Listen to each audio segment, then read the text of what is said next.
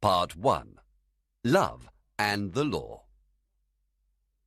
The Duke of Athens was called Theseus. He was very happy because he had fallen in love with Hippolyta, the queen of the Amazons. They were going to be married in 4 days' time, and Theseus was impatient for the wedding day to arrive. "If only these 4 days were over," he said to Hippolyta. "Then our happiness would begin." "They will soon pass," she told him tenderly. 4 days are nothing. Be patient, Theseus. Theseus wanted the whole of Athens to celebrate his wedding, and he gave very clear instructions to Philostrate, his master of revels. "Make sure that everyone enjoys himself," Theseus ordered. "Organize some wonderful entertainment for the people of the city. My wedding must be a happy and memorable event for Athens.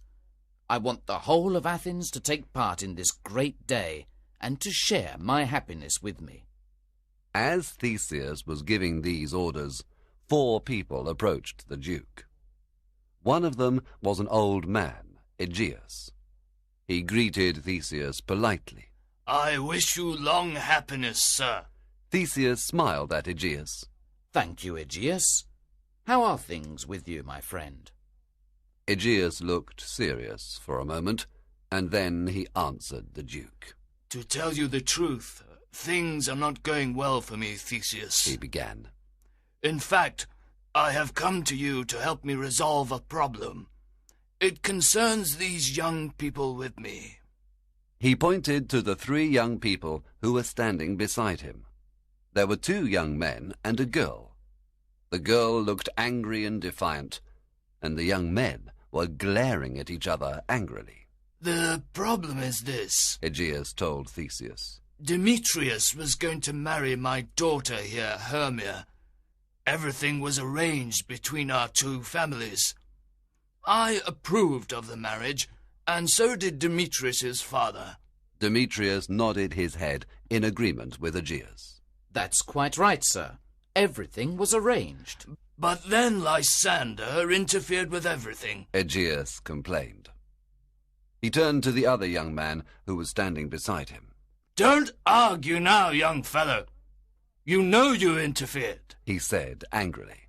"You brought Hermia presents. You wrote her poetry. You sang songs outside her window. You did everything you could to make her fall in love with you. And now she refuses to obey me. She says she won't marry Demetrius." Aegeus frowned at Lysander. The young man looked back at him. He did not seem afraid. Then Hermia's father spoke to Theseus again. "I have come to you, sir," he said, "to ask for justice. Hermia has refused to obey me. If she won't marry Demetrius, she should die. That is the law of Athens, as you know. Hermia belongs to me, and if she won't do what I tell her, she should die." Theseus thought hard for a moment. He did not approve of children who disobeyed their parents. Then he turned to Hermia. "What have you got to say?" he asked. Then he raised a finger in warning. "Before you reply," he said sternly, "you should remember one thing. Your father made you. He has the right to destroy you if he chooses. Demetrius is undoubtedly a good man, and he would make a good husband for you. You should accept him, if that is what your father wishes." Hermia blushed. It was difficult to tell if she was embarrassed or very angry. Then she decided to speak. She spoke in a very determined way. "Lysander is also a good man," she told the Duke. "and Lysander is the man I love. I will never marry against my will." Theseus was angry at the girl's reply. He asked Hermia to think very carefully about what she would do. He told her that if she refused to obey her father, she would be severely punished. She would either have to die or to spend the rest of her life in a convent. "Very well, my lord," replied Hermia. "I will die, or I will go to a convent for the rest of my life. But one thing is certain, I will never marry Demetrius. This reply annoyed Theseus, but he was determined to give Hermia a chance to change her mind.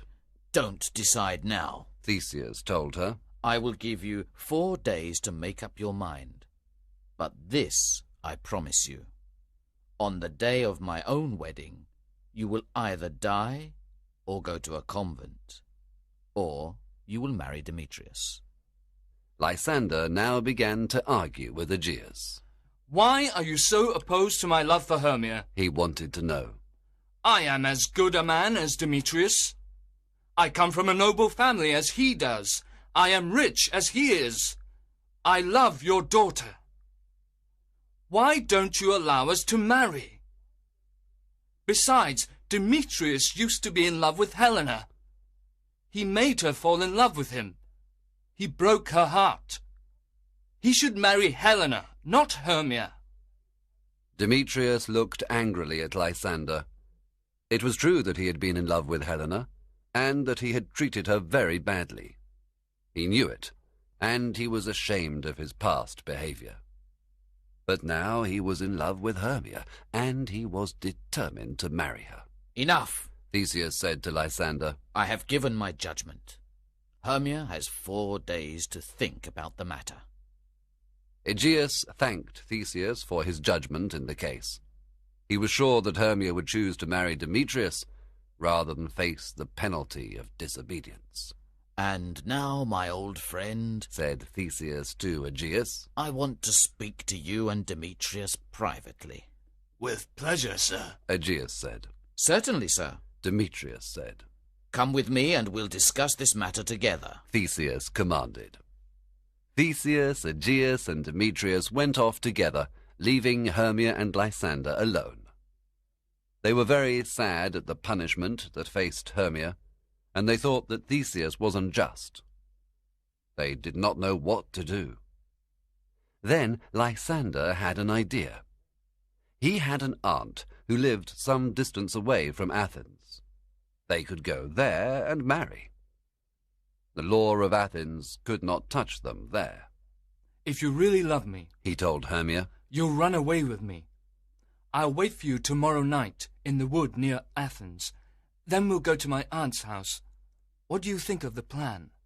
Hermia promised that she would meet Lysander in the wood.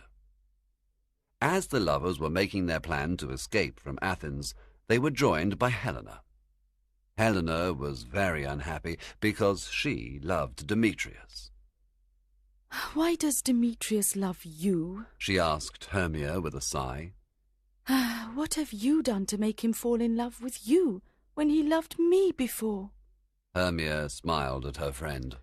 I'll tell you what I do, she said. I ignore him, but he still loves me. I am rude to him, but he still loves me. The more I hate him, the more he loves me.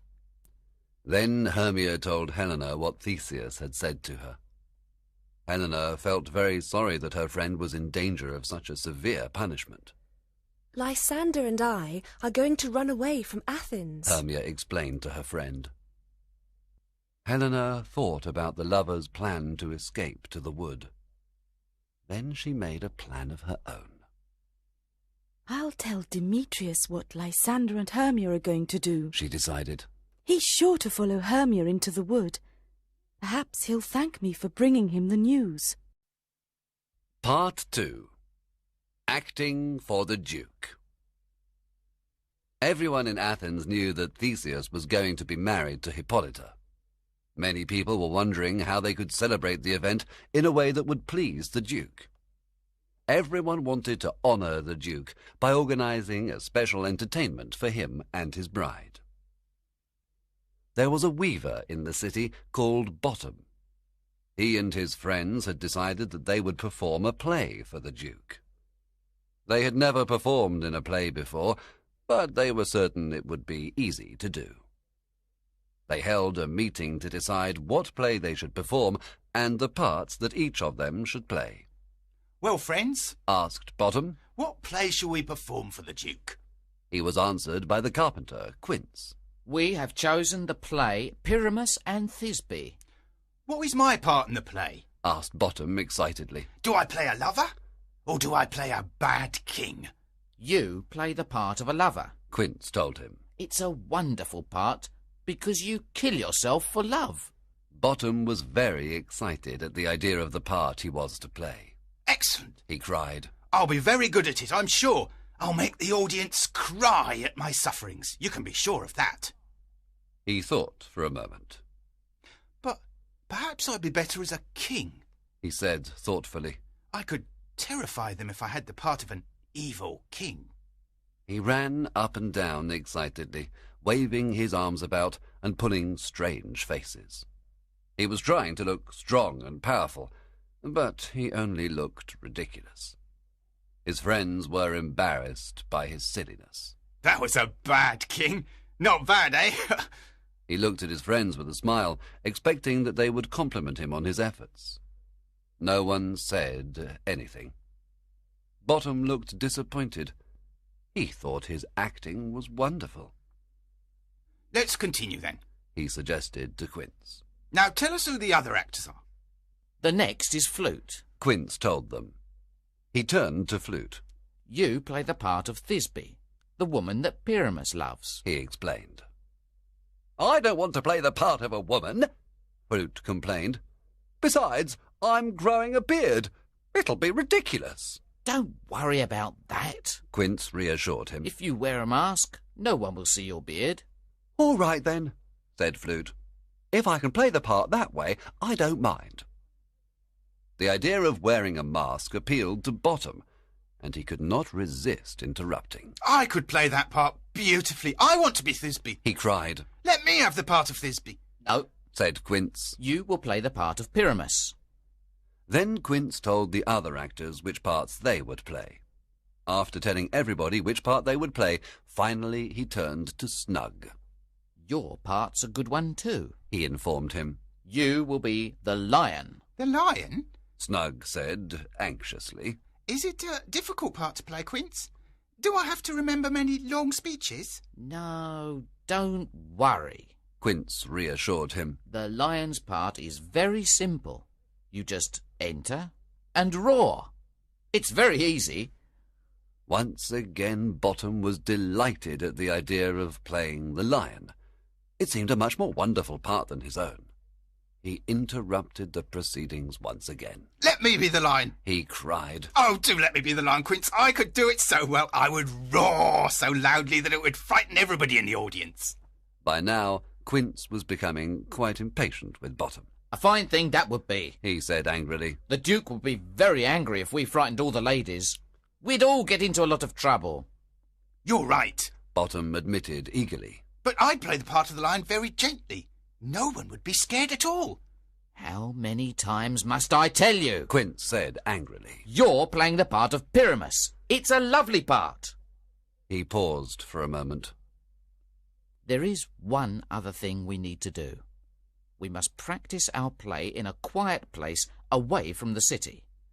Let's go into the wood tomorrow night. We can practice there without being disturbed by anybody. Part 3. The Fairy Kingdom.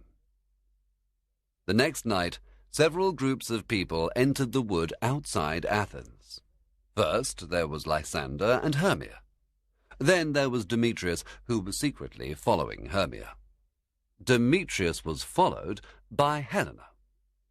Finally, there was the group of actors led by Bottom. None of these people knew it, but the wood outside Athens was a special place that night. The king of the fairies, Oberon, had decided to spend the night there. His servant, Puck, was busy organizing an entertainment for him. Puck loved fun of all kinds, and he was looking forward to the pleasure he would give the king.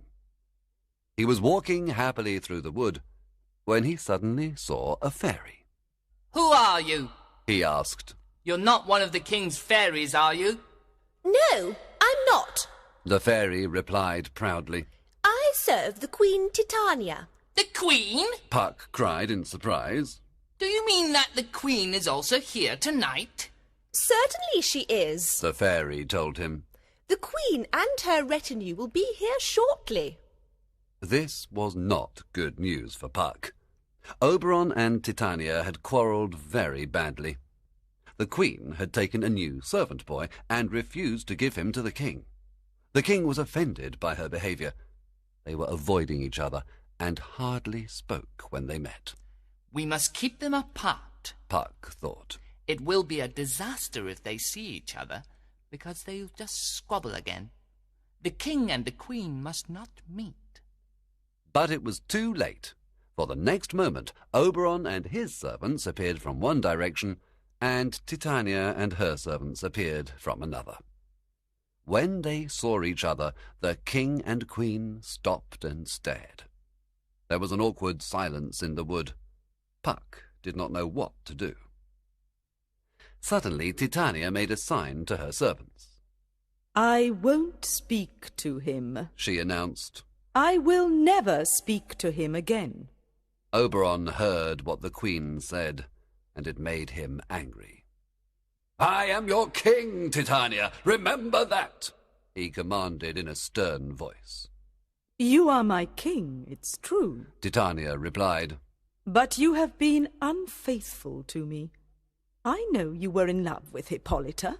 And I know you were in love with Theseus, Oberon told her. That is nonsense. Titania said. It's an invention of your jealousy. She sighed very deeply. Our quarrel is a terrible thing, Oberon. She complained. It has disturbed the weather throughout the whole world. Everywhere men are suffering because of our quarrel. Bring the quarrel to an end, then, Oberon said. Give me the servant boy, and our quarrel is finished.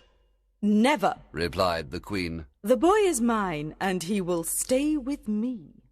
Saying this, the queen turned her back on Oberon and walked away. Oberon was more angry than ever with Titania now, and he decided to play a trick on her. He knew where there was a magical flower that had the power to make people fall in love. He ordered Puck to look for the flower and to bring it to him.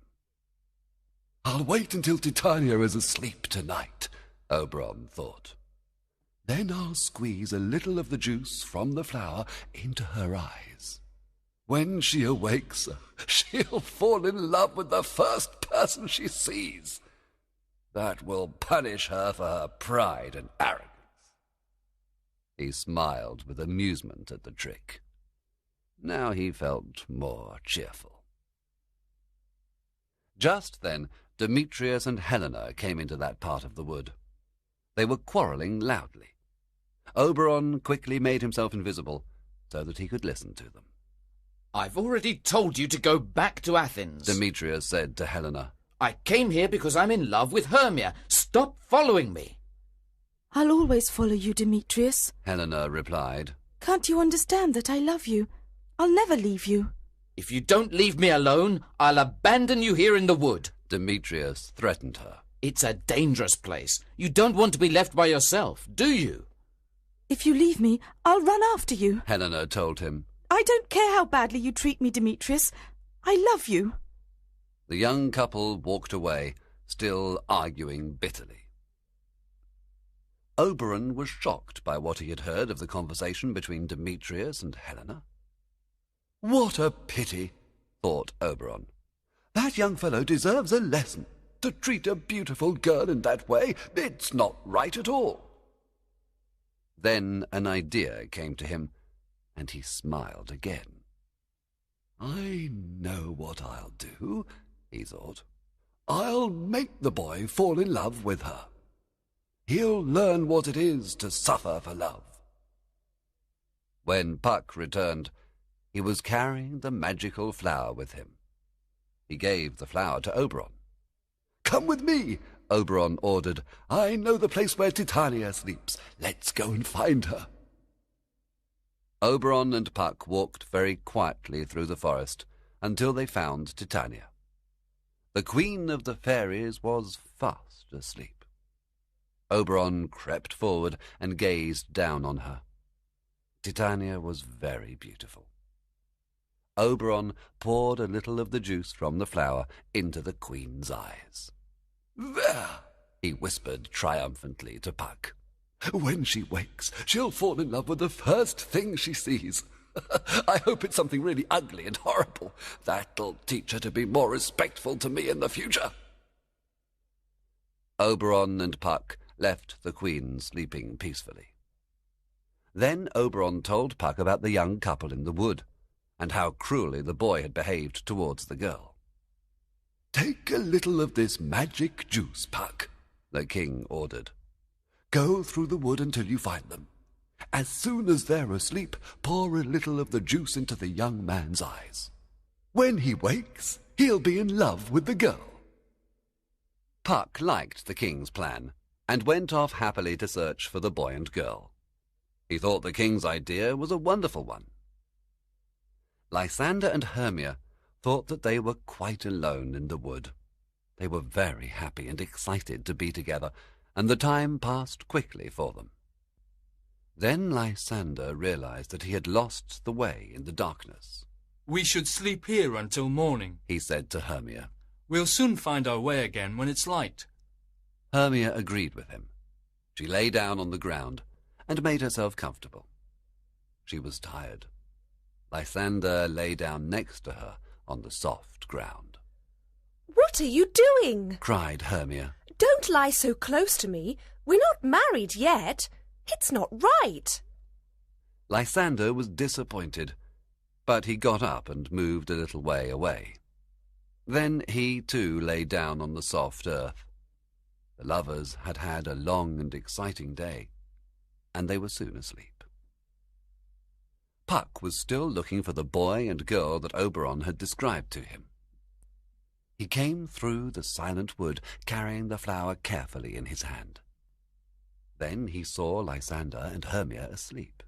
That must be them, he thought. Look how far away the boy has put himself. She's frightened to lie next to him, poor thing. Puck carefully poured some of the magic juice into Lysander's eyes. Now he'll fall in love with her, Puck said to himself. As soon as he wakes up and sees her, he'll fall in love with her. Oberon will be pleased. I've done everything that he asked.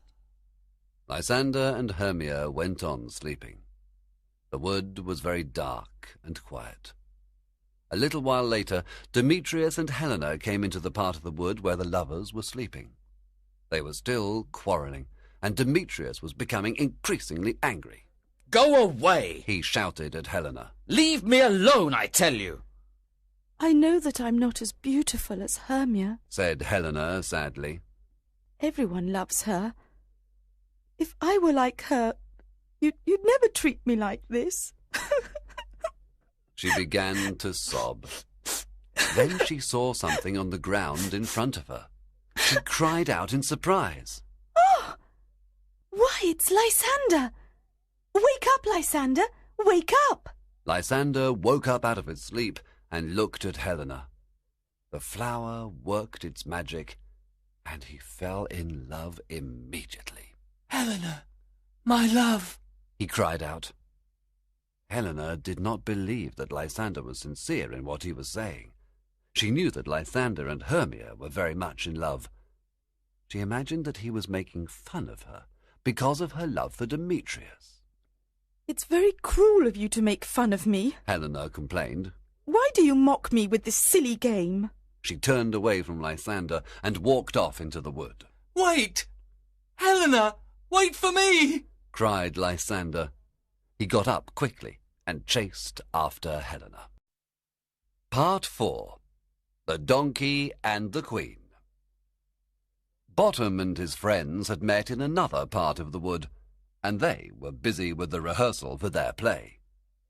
Their rehearsal was not going smoothly, however, and they had some problems to resolve.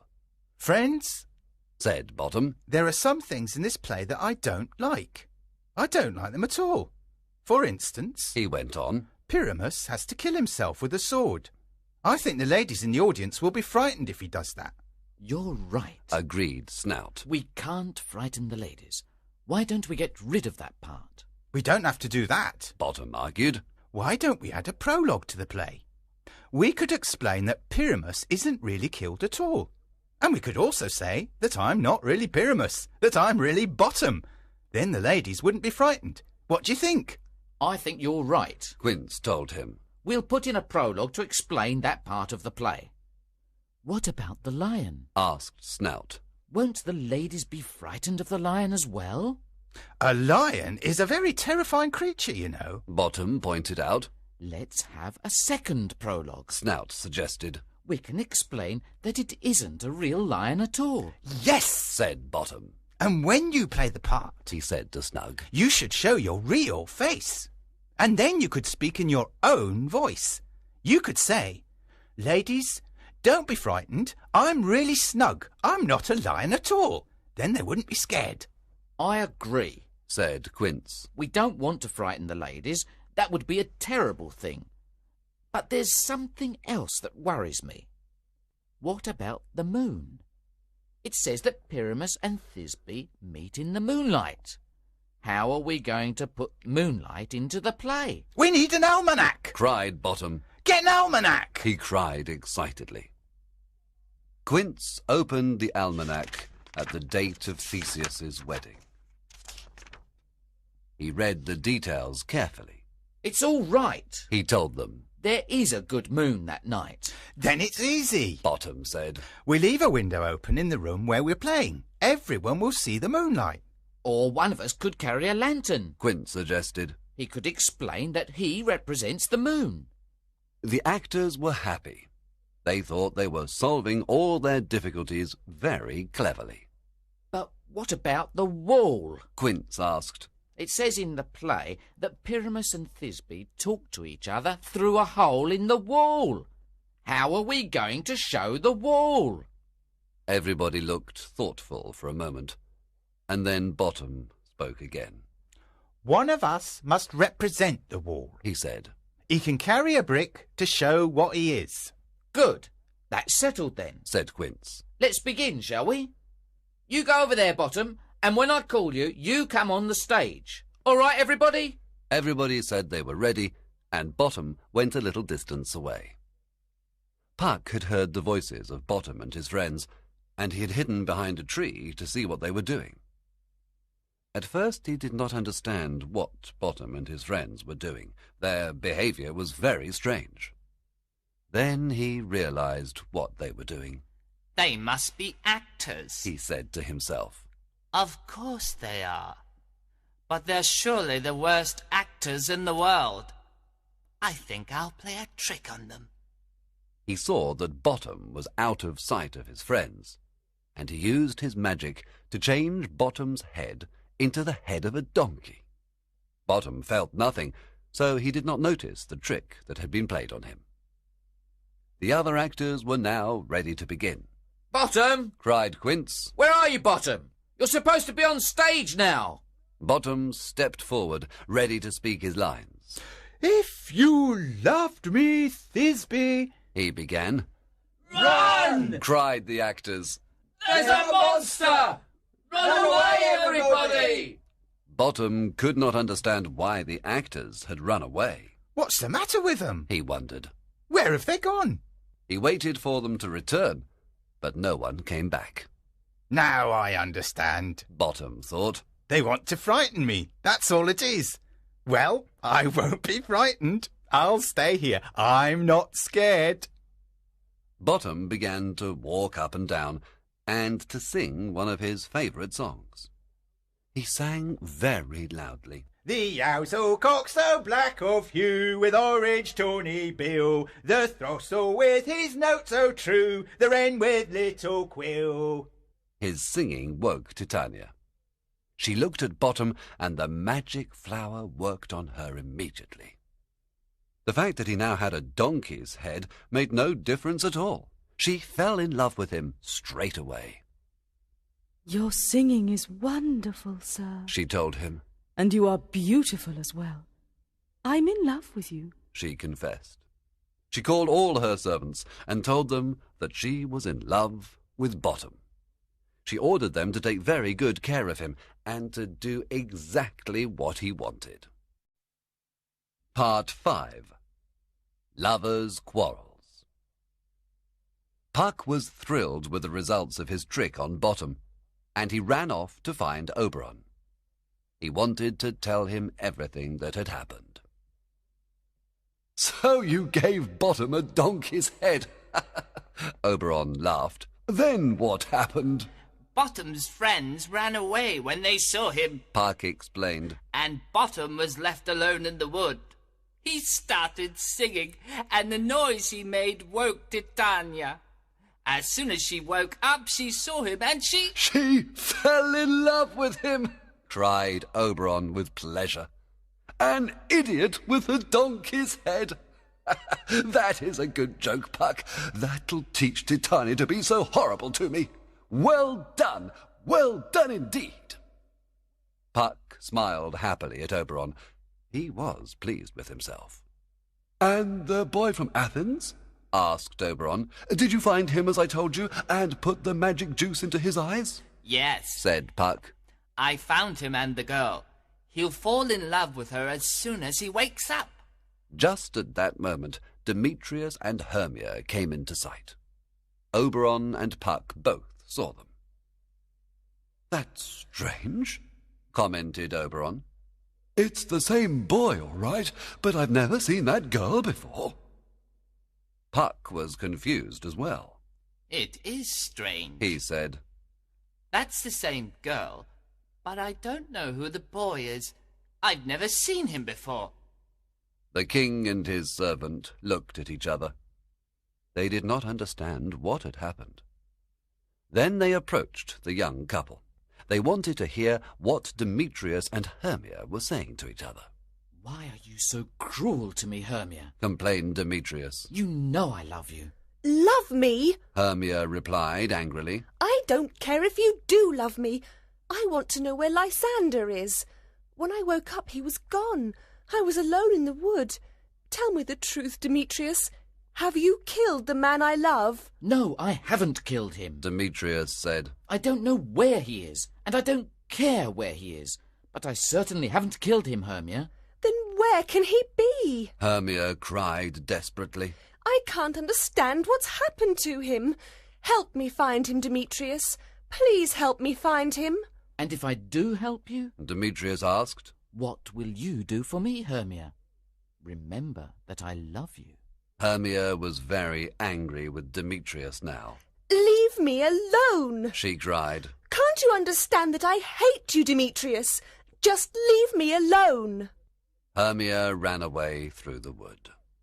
"There's no point in following her now," Demetrius thought. "It wouldn't do any good to speak to her just now. I'll rest here a while, and then I'll look for her when she's calmer. Perhaps she'll listen to me then." He lay down on the ground, and in a few minutes he fell asleep. Oberon and Puck were surprised by what they had heard. Neither of them spoke. Then Oberon pointed angrily at his servant. "Now look what you've done," he said. "You put the magic juice into the wrong man's eyes, Puck. I wanted you to make Helena happy, but you haven't done that at all. Go and find her, use your magic to bring her here, and I'll make sure that Demetrius falls in love with her. Go quickly, Puck. There isn't much time before morning." Puck flew through the wood in search of Helena. He was soon back at the king's side. Oberon could see that Puck was trying hard not to laugh. "What is it now?" demanded the king. "What's so funny?" She's coming. Helena's coming. Puck announced. But there's someone with her, Oberon. Now Puck began to laugh. I did make a mistake with the magic juice. Now this other boy's terribly in love with her. Let's listen to what they say, shall we? Once again, Oberon and his servant watched quietly. Soon they could hear every word of the conversation between Helena and Lysander. Why do you think I'm making fun of you, Helena? Lysander asked miserably. I told you I love you. What about all your promises to Hermia? Helena asked him angrily.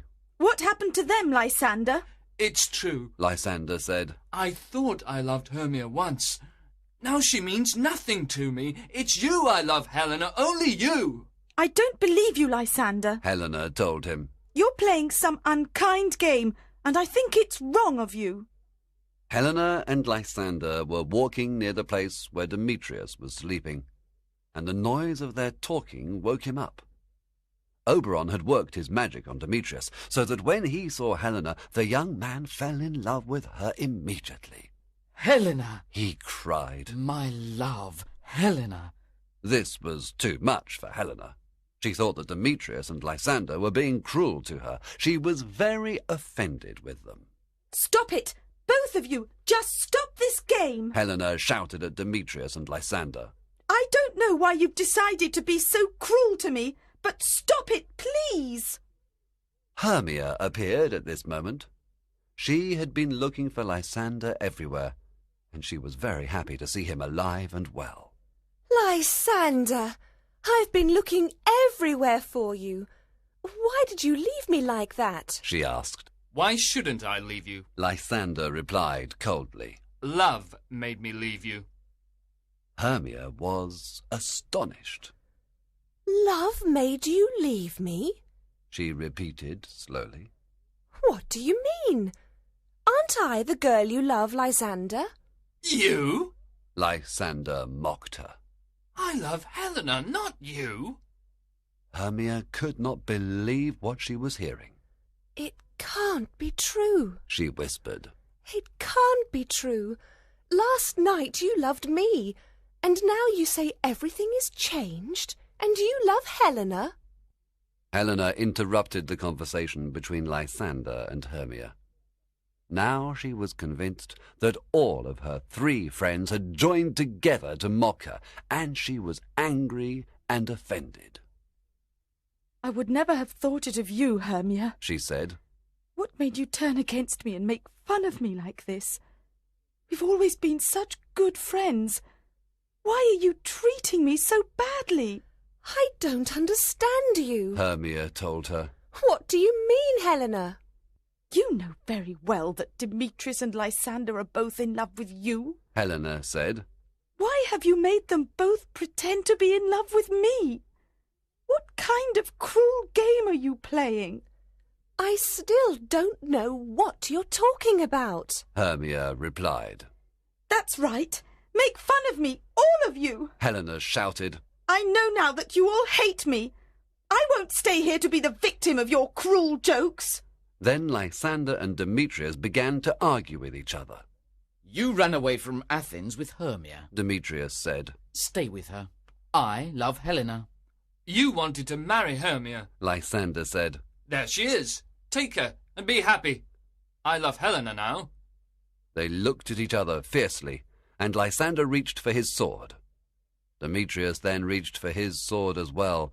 The 2 young men wanted to kill each other. Stop it! Stop it, both of you! Hermia shouted.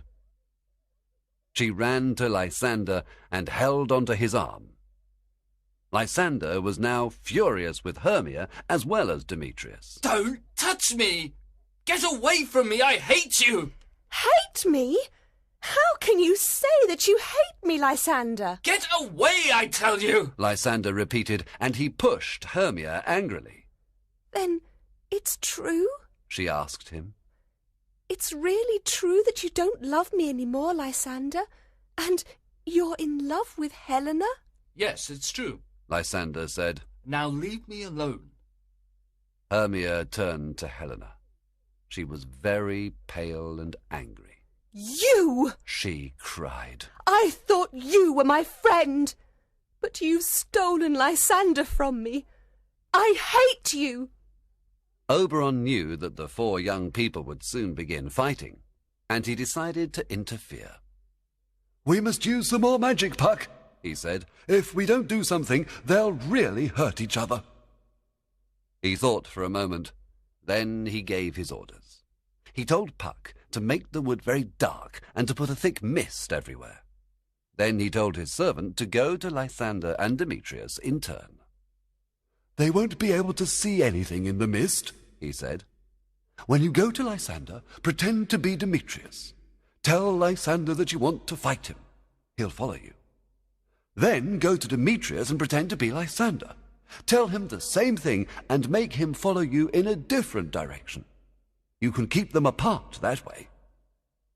Oberon told Puck to make the young men chase after him until they became tired and fell asleep. Once they're asleep, he said, I'll use the magic juice to put things right. I'll make Lysander fall in love with Hermia again. When they all wake up, they'll remember what happened here as if it had all been a dream. While they're all sleeping, I'll go to Titania and make peace with her. Puck carried out Oberon's orders very carefully. He prevented Demetrius and Lysander from fighting, and soon all the young people were safely asleep in the wood. Part 6. Theseus's Wedding Day. Oberon and Puck went through the wood in search of Titania. The magic juice was still working, and Titania was in love with Bottom. They found her sleeping next to Bottom, who was still wearing the donkey's head. Oberon felt a little ashamed of the trick he had played on his queen, when he saw how much she loved the strange creature. He looked down at the sleeping couple for a little while. It's time to end this game, the king told his servant quietly. My quarrel with the queen is over, Puck. She has given me the servant boy I wanted. I'll bring her back to her usual self. You do the same for Bottom. Remove the donkey's head and let him sleep for a while. When he wakes, he'll think everything that happened here was just a dream. Oberon poured some magic juice into Titania's eyes, and she began to wake. She opened her eyes and smiled at the king. Oberon, she said with a tender smile. It's you. But I've had such a strange dream, she told him. I thought I was in love with a donkey. There's your donkey, Oberon told her, and he pointed to Bottom, who was still asleep by her side. How ugly he is, the queen said. She moved away from Bottom. But what's been happening here? I don't understand this at all. Hush, said Oberon. I'll explain everything later. Now we must get ready. Today is Theseus's wedding day, and we must go to the palace tonight to help in the celebrations. He turned to Puck. We're all going to Athens, he told him. Lysander will marry Hermia, and Demetrius will marry Helena. And we'll be there to make the day a special one for everybody. It was now morning, and Theseus and Hippolyta had come into the wood to go hunting. They had many servants with them. Theseus was very proud of his hunting dogs, and he wanted to show Hippolyta how splendid they were. These are the best hunting dogs in the world, he told her proudly. Soon we'll let them run through the wood. It'll be a splendid sight. As Theseus was speaking, he saw something on the ground in front of him. He stepped forward, and then gave a cry of surprise. Oh, there are people sleeping here, he said. Who can they be, I wonder? It's my daughter, cried Aegeus. And look, there's Lysander, and Demetrius and Helena. What are they all doing here together? Perhaps they came into the wood to see the hunting, Theseus answered. It's a good thing we met them here, Aegeus. Today is my wedding day. It's today that Hermia has to make her choice about marrying Demetrius or going into a convent. Theseus ordered one of his servants to wake the young people. The servant blew his hunting horn, and all the hounds began to bark. The 4 young people began to wake. They looked confused, as if they were not sure what was happening. Theseus smiled at them. Then he spoke to Lysander. I'm surprised to see you all together, he told him. In Athens, you and Demetrius were enemies. What has happened to make you such good friends? Lysander hesitated for a moment before replying. I don't know what to say, sir. He began. I don't really understand what has happened or why we're all together here. It's as if I've been dreaming. All I can tell you is that Hermia and I came into the wood together. We wanted to escape from Athens. And from the law, no doubt. Aegeus interrupted angrily. He turned to Demetrius.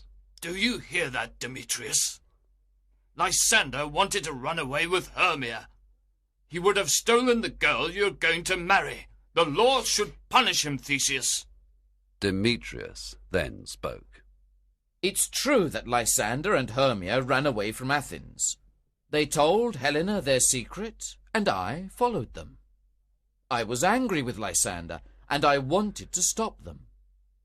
But then something happened. I can't describe it. All I know is that my love for Hermia has disappeared. It's Helena that I love now. Demetrius looked at Theseus. Then he went on.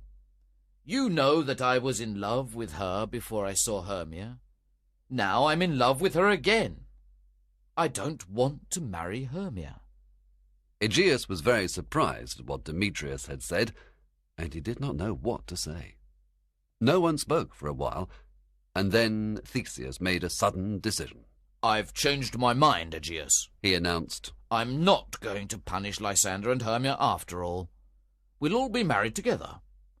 Lysander will marry Hermia, Demetrius will marry Helena, and I will marry Hippolyta.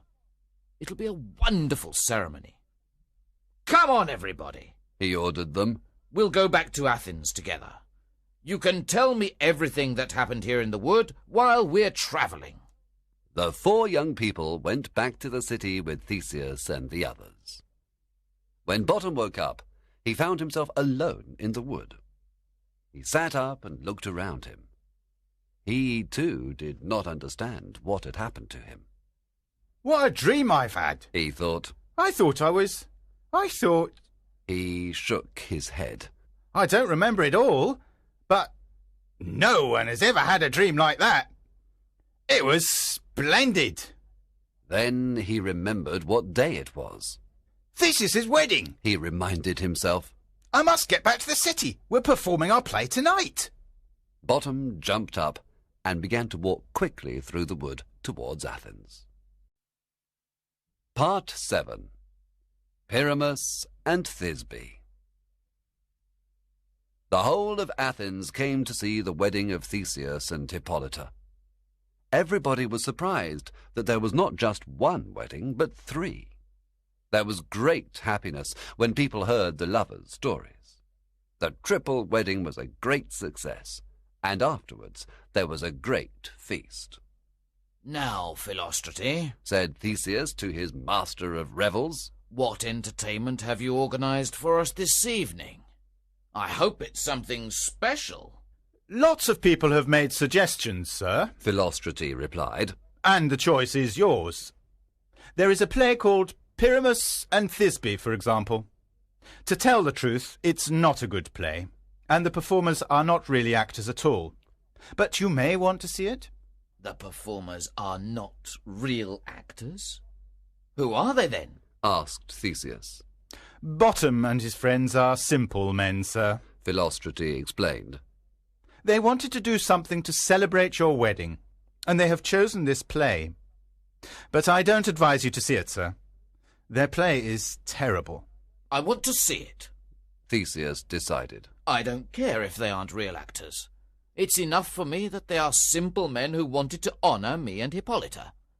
They should be treated with respect. That's the entertainment we'll have, Philostrate.